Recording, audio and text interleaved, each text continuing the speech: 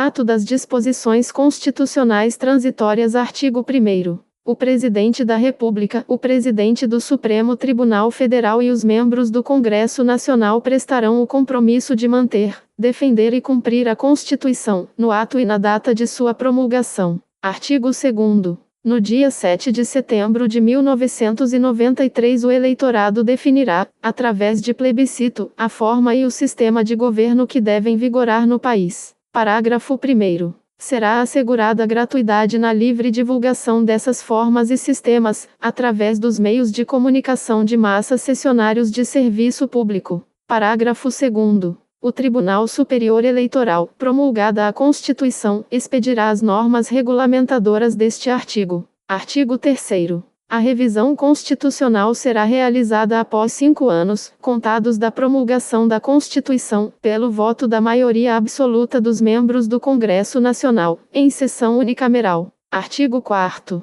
O mandato do atual Presidente da República terminará em 15 de março de 1990. Parágrafo 1º. A primeira eleição para Presidente da República após a promulgação da Constituição será realizada no dia 15 de novembro de 1989, não se lhe aplicando o disposto no artigo 16 da Constituição. Parágrafo 2º. É assegurada a irredutibilidade da atual representação dos Estados e do Distrito Federal na Câmara dos Deputados. Parágrafo 3º. Os mandatos dos governadores e dos vice-governadores eleitos em 15 de novembro de 1986 terminarão em 15 de março de 1991. Parágrafo 4º. Os mandatos dos atuais prefeitos, vice-prefeitos e vereadores terminarão no dia 1º de janeiro de 1989, com a posse dos eleitos. Artigo 5º. Não se aplicam às eleições previstas para 15 de novembro de 1988 o disposto no artigo 16 e as regras do artigo 77 da Constituição.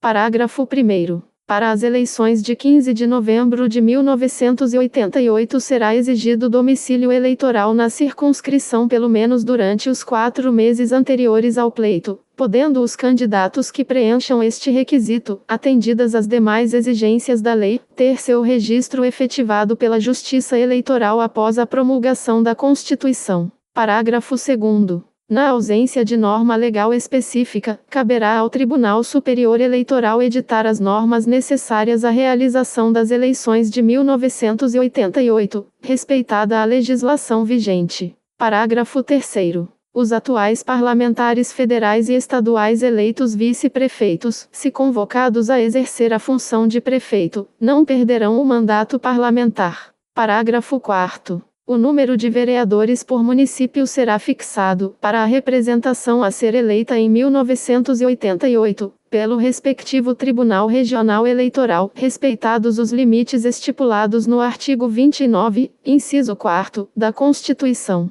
Parágrafo 5º. Para as eleições de 15 de novembro de 1988, ressalvados os que já exercem mandato eletivo, são inelegíveis para qualquer cargo, no território de jurisdição do titular, o cônjuge e os parentes por consanguinidade ou afinidade, até o 2º grau, ou por adoção, do Presidente da República, do Governador de Estado, do Governador do Distrito Federal e do Prefeito que tenham exercido mais da metade do mandato. Artigo 6º. Nos 6 meses posteriores à promulgação da Constituição, parlamentares federais, reunidos em número não inferior a 30, poderão requerer ao Tribunal Superior Eleitoral o registro de novo partido político, juntando ao requerimento o manifesto, o estatuto e o programa devidamente assinados pelos requerentes. Parágrafo 1º. O registro provisório, que será concedido de plano pelo Tribunal Superior Eleitoral, nos termos deste artigo, defere ao novo partido todos os direitos, deveres e prerrogativas dos atuais, entre eles o de participar, sob legenda própria, das eleições que vierem a ser realizadas nos 12 meses seguintes à sua formação.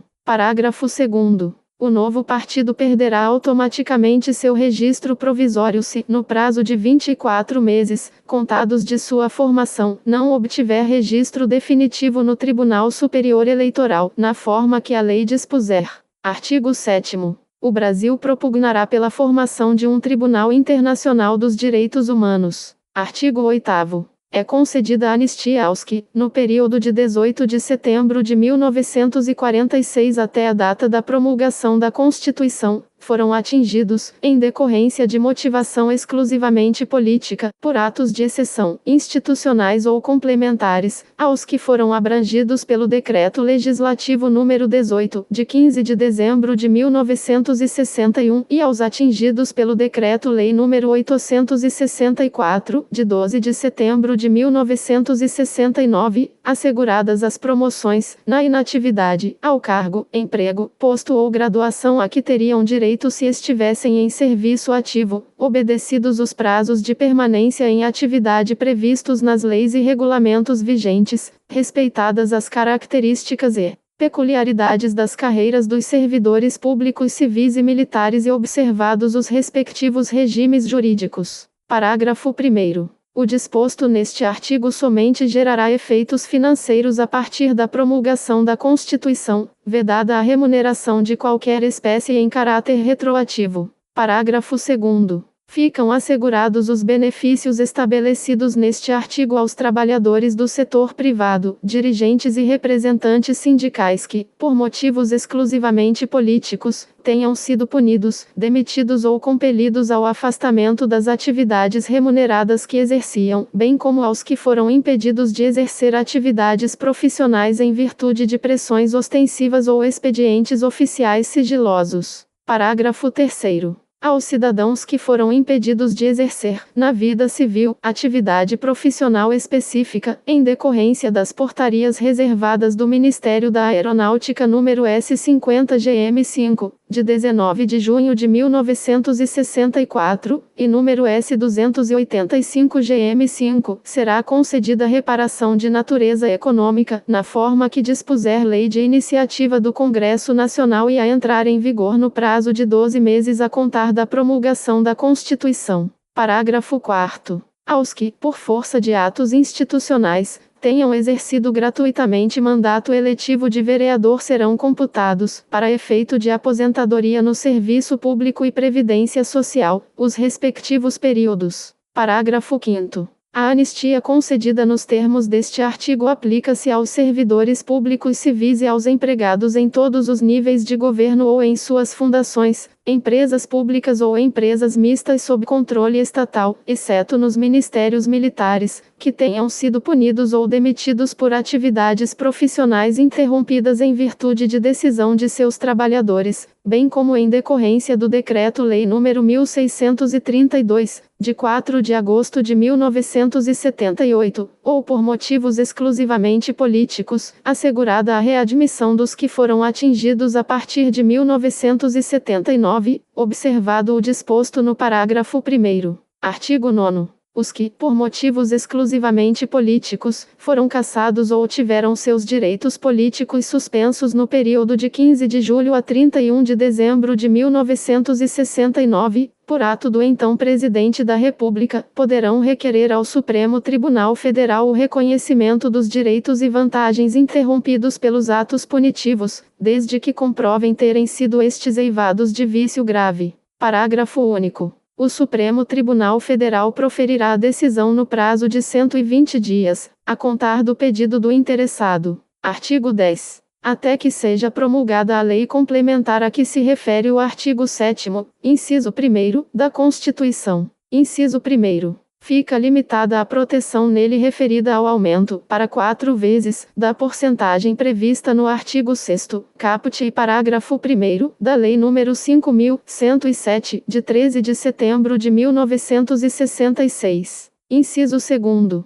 Fica vedada a dispensa arbitrária ou sem justa causa. Alínea A, do empregado eleito para cargo de direção de comissões internas de prevenção de acidentes, desde o registro de sua candidatura até 1 ano após o final de seu mandato. Alínea B, da empregada gestante, desde a confirmação da gravidez até 5 meses após o parto. Parágrafo 1º. Até que a lei venha a disciplinar o disposto no artigo 7º, inciso 19, da Constituição, o prazo da licença paternidade a que se refere o inciso é de 5 dias. Parágrafo 2º.